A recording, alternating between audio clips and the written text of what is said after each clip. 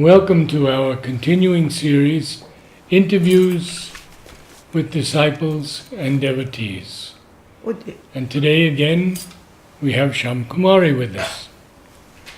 So you have some new things to tell us. So many of them that when you read, it's hard to believe how universal her action was for her children, how constant were help with every one of her children.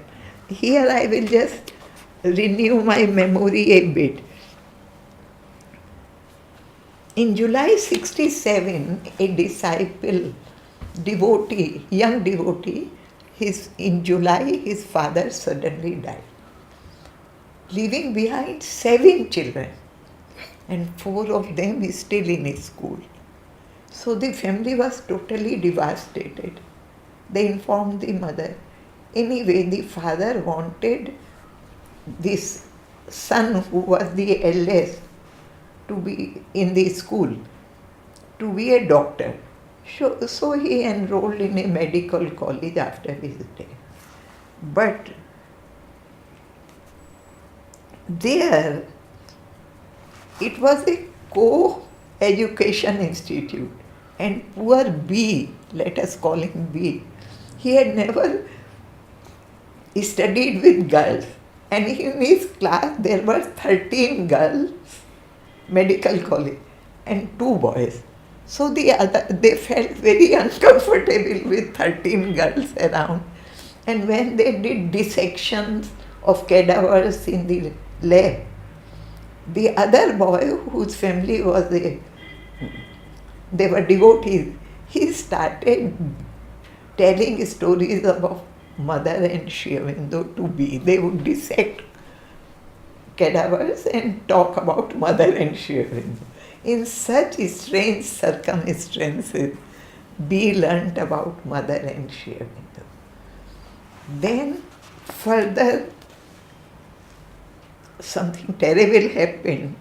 In February 68, that is only 8 months after his father's death, his mother was diagnosed with cancer, which had to be operated upon at once. And it was serious. So he wrote a letter to the mother, B wrote a letter, "Mother, please save our physical mother. We are so young, all of us, 4 of us not settled or married. We need her to take care of us. Please, mother, save my ma." A blessings packet arrived, and they all, the married children, their spouses, they all signed that application to mother.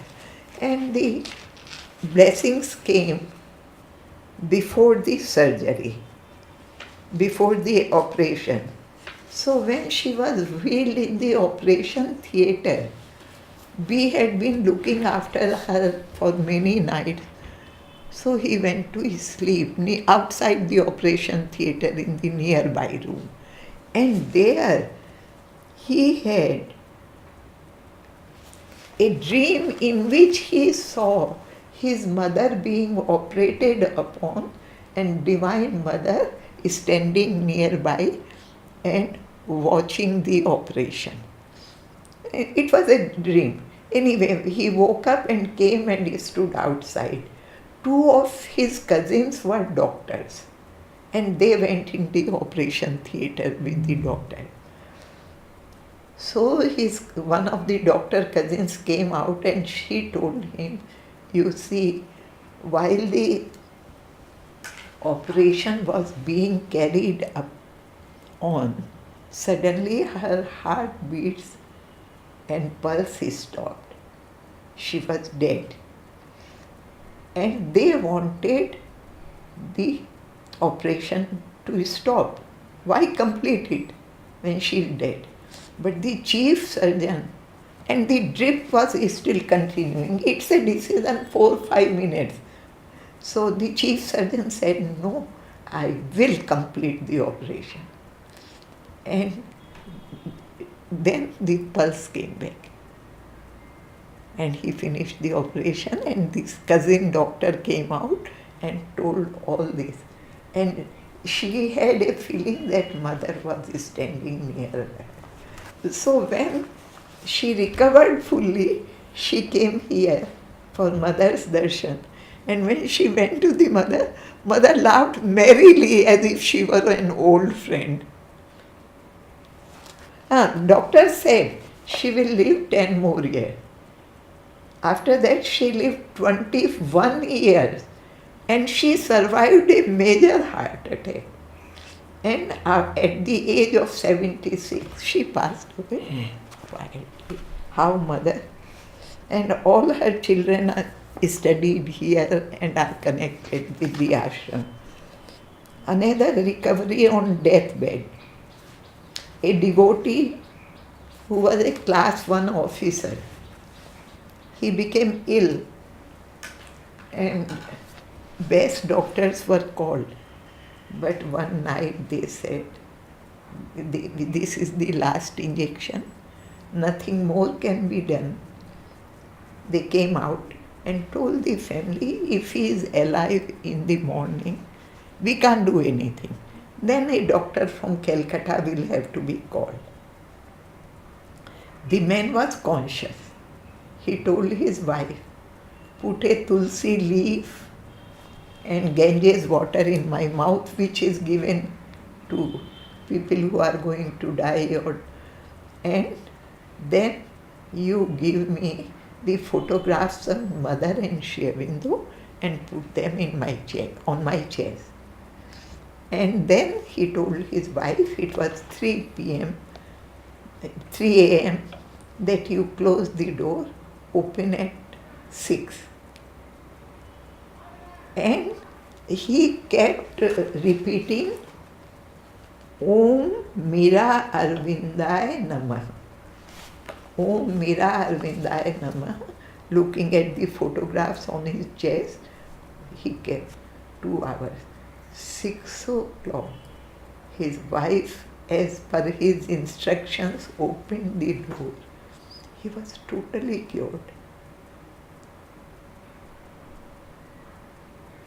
And this cure business here is so prevalent that I know hundreds of people. For example, once Ravinji had a very big boil on his hip somewhere before 72 centenary celebration. He could not sit, or he was in charge of dining room, he was in charge of so many departments. He told mother, I can't go. Mother did something, the boil moved to a side and he could work. The same way Annapurna, do you remember Ganpat Ram Mangat Rai cottage? So Mangat Rai's wife, Annapurna ji, once she had a boil on her leg and she could not walk. 3 months passed and one day her husband Mangat Rai said, how long you are going to lie down? If it doesn't heal, we will cut your leg and put a wooden one. He might amputate your leg. She was so afraid. Whole night she prayed to the mother that I don't want a wooden leg. Mother, save me, save me. And the boil, she was cured in the morning. Such is the power of prayer. May I tell you 3 stories about how mother saved my life here in Pondicherry, 2 and 1 outside. At that time I lived in a garden, orchard, about 50 fruit trees. And in the middle there was a big government bungalow.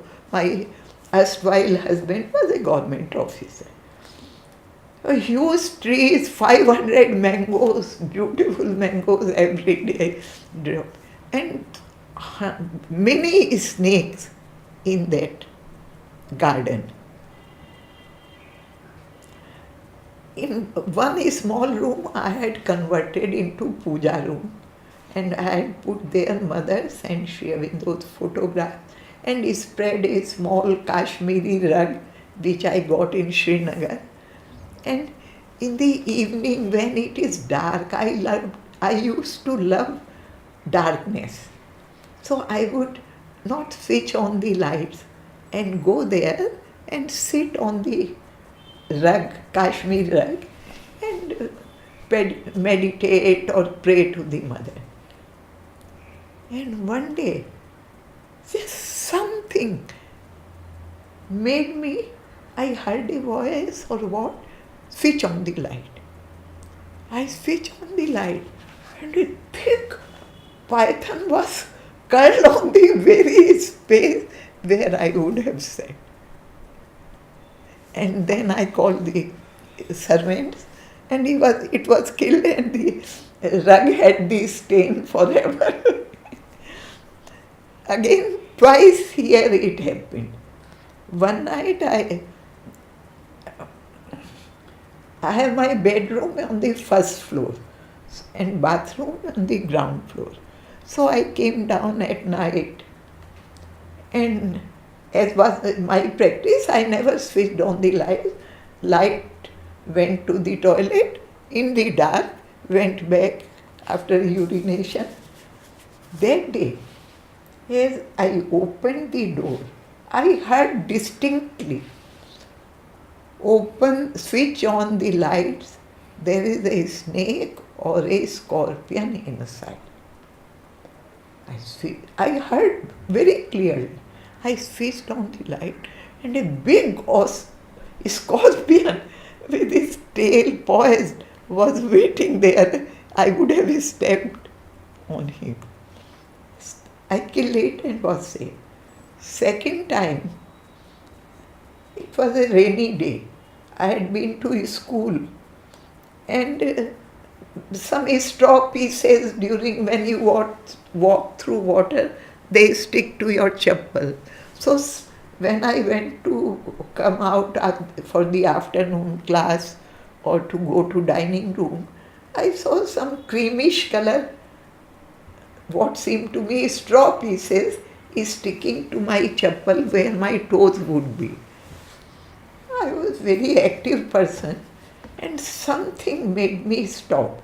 And I called my servant. Let's see what is sticking to my chappal. Now the hostile forces, they at once, my mind started shouting, oh, you have become a fancy lady that a servant has to come and clean straw from your chappal. Why don't you put on and just shake it off? And sometimes the servant doesn't come up when you call 3 times. She was there in a few seconds. And she looked and said, Amma, it's a tail. Tail in Tamil is scorpion. And that was the tail just waiting to see me, but mother saved me like this. And all of us have many such experiences. Once I was very, very ill. I almost died of hepatitis B. But there I remember one sweet thing, that I wanted a particular photograph of her. I must have that when I was very ill. And one of the sisters, an ashramite, Leelati, she had this photograph autographed by the mother probably. And she brought me her own photograph and I could look at it. It sustained me like this. What you need to remain alive, she will send. Once I was in Jipmer and my family had not been informed that I was very ill, this same illness, hepatitis B. Then Surekha, Savitri Surekha, how mother cares for us. Hepatitis B, actually if you can eat, you are cured. Medicines don't cure you much. So my food was sent to me from ashram dining room. My son Kim was 10, 11, he went to school. Kesri Chand Surekha had a tiny operation, I think fistula or something. I didn't know them, Mrs. Surekha, Mr. Surekha. But their son and my son were class fellows. So one day the man who brought my, Niranjan Bhai, who brought my lunch from dining room to Jitmer, he gave this tiffin carrier to Savitri Surekha, who was looking after her husband, a small operation, and told her, there is a lady, I have to go somewhere, you give first floor there her food. She brought up that food. I was all yellow even, but she combed my hair, sat on my bed, took care of me, brought food that I needed for me, cooked that food. I wanted rice with gourd. She cooked that for me. And when my sisters, 3 sisters came 15 days, they left their children behind to look after me. And they all went with same ashram car to Jitmer, so they became friendly with Mrs. Surekha.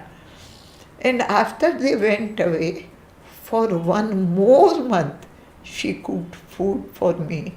And it was so pure and so beautiful and tasty. Of course, it had to be bland for hepatitis B, that it could have been offered to the mother. With such purity, she made food for me. Who is looking after us? Only mother through her children. Then one devotee started smoking in 1923-24. Previously it was now and then. Then he became such an addict that he smoked 5 or 6 packets every day, very costly foreign cigarettes. This continued. He tried to leave many times, sometimes he left, but ultimately he used to go to Sri Aurobindo circle in his city, and he wanted to come and have Sri Aurobindo's darshan. And one of the devotees in that circle by mistake told him that smokers are not allowed near the samadhi. Instead of smoking is not allowed near samadhi, told him smokers are not allowed near samadhi. So this man thought, what will be my going to Pondicherry if I can't go to the samadhi? And then he decided